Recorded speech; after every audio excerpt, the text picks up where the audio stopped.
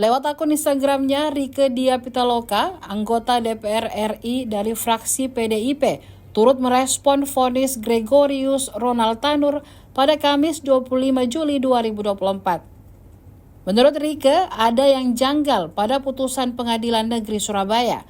Pasalnya, majelis hakim membebaskan Ronald dari semua tuntutan, padahal kasus ini telah merenggut nyawa dan telah memiliki bukti.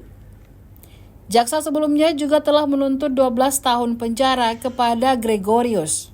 Rieke pun mendesak Komisi Yudisial atau KY untuk menyelidiki kembali putusan tersebut. Ia menegaskan pelaku pembunuhan tidak boleh divonis bebas, bahkan anak anggota dewan sekalipun.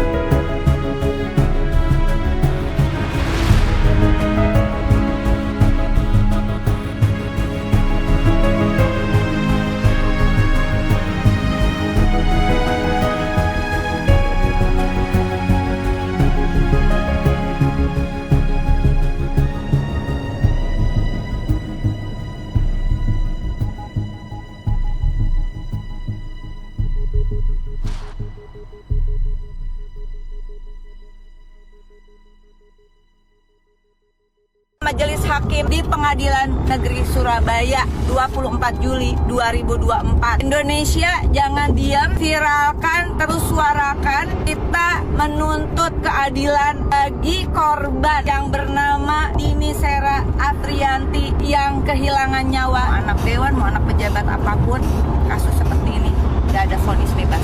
Download Tribun X sekarang, menghadirkan lokal menjadi Indonesia.